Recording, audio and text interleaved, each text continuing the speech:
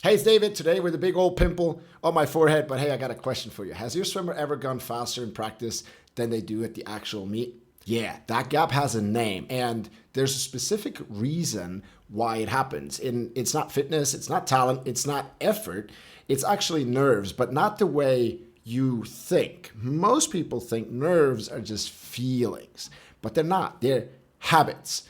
And right now, your kid's brain is building the wrong ones every single day. And here's the part that nobody talks about. There's this one tiny thing that most swim families are doing completely wrong that makes it 10 times worse. And I'm going to show you exactly what that is. Welcome to Swimpros, where we talk about how to best support your swimmer without adding any pressure. Plus, the many failures and lessons I've learned along the way from being an age grouper to becoming an Olympic swimmer, a national record holder, and having coached hundreds of competitive swimmers. I hope you enjoy. Okay, let's look at this. Our mind has two parts to it, what we will call the conscious mind, and then we also have the subconscious. Conscious mind. Now, the conscious mind is also called the thinking mind. Okay, so some functions of the conscious mind would be, it's a part of the brain that knows how to study for school, how to pay attention to this video right now, how to speak most of the time. Okay, so it's the thinking mind. Now, the subconscious mind is also called, what are some functions of the subconscious mind? Well, there's many, but one of them is emotions. So it's called the emotional mind. Now, here's something I want to give you, and there's different research on that. The one I'm quoting is from Dr. Joe Dispenza, who's like the biggest meditation guru in the West, in America. And what makes him very special is that he does all these tests with thousands of people that are his students, but they hook him up to the latest science gadget, and they measure brain waves and what's going on in the body with the heart and stuff. And so that's coming from him, and there's different research on it, I admit that, but it all points in the same direction. So if I'm going to give you the processing speed, the calculation power of the conscious mind, and that is 2,000 bits per second. Now, if you don't know what a bit is, no problem. A bit is either a 1 or a 0. It's computer language. So the brain can process 2,000 at the same time within a second. Okay? So that's that. Now, I want you to guess, and pause the video and drop it in the comments. I want you to guess what the processing speed of the subconscious is. Okay? So stop the video. Put it in the comments. Even if you don't know, just make up a number. I want you to guess and have the aha moment that I had a couple of years ago. Okay, I hope you posted. Now check this out. The conscious mind is 2,000 bits per second. Now the subconscious mind is not 400,000 bits. It is not 400 million bits. It is 400 billion bits per second. All right, so you got 2,000 versus 400 billion. All right. And why that is important is because, and if you think about it, it does make sense that it's such a big number because we got 50 trillion cells in our body, and we don't have to think about the hair growing at night or the food digesting, the food going to all the cells and replenishing and recovering, right? It's all happening for us, and the subconscious mind does that for us. So that's why it's such a powerful force. And now you can imagine, though, what's happening is if the swimmer is saying, hey, just relax, it's all good, let me just have fun. That is an idea that they have with their conscious mind. So 2,000 bits of data are pulling that way.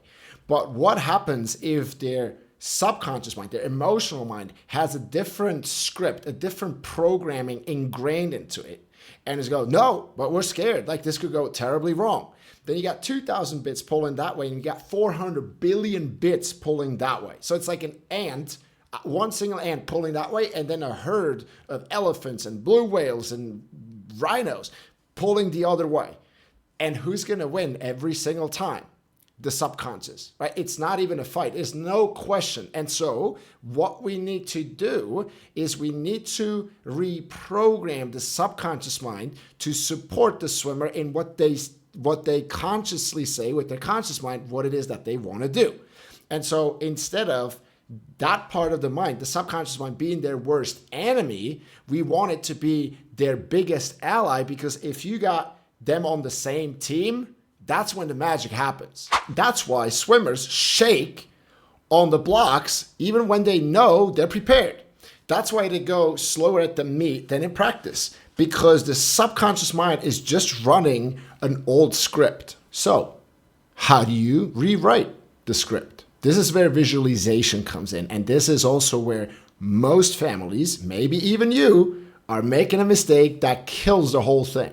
I want you to think about the last time that your swimmer got on the block at a very big meet. Picture their face. Now keep watching, because what I'm about to say is going to explain exactly what was happening in their brain at that specific moment. Here's a mistake. Most people think that visualization means imagining your race the morning or the moment before a meet, maybe in the car on the way there, in the call room. And look, that's better than nothing. But actually it could backfire, and I'll come back to that in a second. But barely does it scratch the surface. And here's why. Think of your brain like a garden. If you want a new plant to grow and grow strong, you don't water it once. You water it every single day or every other day. So visualization works the exact same way. One time does almost nothing, but 2 to 3 minutes every single day, that's when it actually rewires the subconscious mind. And so why every single day? Because repetition is the only language that the subconscious brain speaks. The more your kid rehearses something, the more their brain treats it like it actually happened. I know it's crazy, and real experience. So by the time they get to the meet, their automatic brain, their subconscious mind has already swum that race hundreds of times, and it already knows what winning or getting the PB or winning for them feels like. The nerves are still there. That's the crazy thing. But now they're working for your kid instead of against them. Here's something you can do tonight, and it takes just 2 minutes. You ready? So tonight, before your swimmer goes to sleep, just ask them to relax and close their eyes, and then picture themselves on the blocks, feeling calm, ready, excited, not worried about the outcome, and just feeling what it feels like to be in control of that. That's it. Just once, and that's how it starts. It's the first step. Actually, before I keep going, tell me in the comments, does your swimmer go faster in practice than at meets? Just write yes or no. I read every single comment. I had a swimmer, she was 15 at the time when she came to see me, and she had been dropping time all season in practice and just could not figure out why she kept getting slower actually at the meets. And we added one thing, daily visualization, just 3 minutes a day. She dropped 4 seconds 3 months later. Nothing else changed. Same training, same coach, same swimmer. The only difference was her automatic brain, her subconscious, finally caught up to what her thinking brain, her conscious mind already knew she could do. Now here's the thing. Maybe you've already tried this. Maybe you told your swimmer to visualize and they did it for a week or two and then they just stopped. And you didn't want to be nagging them because that never works either. So it's just kind of faded out, fizzled out. And so it's not your fault. It's also not your kid's fault. Building a new habit is or can be hard, especially for teenagers. Now, especially when it doesn't feel like real training, right? Because it's not like you're in the water or like sweating and stuff. So that's exactly why we built something to fix that.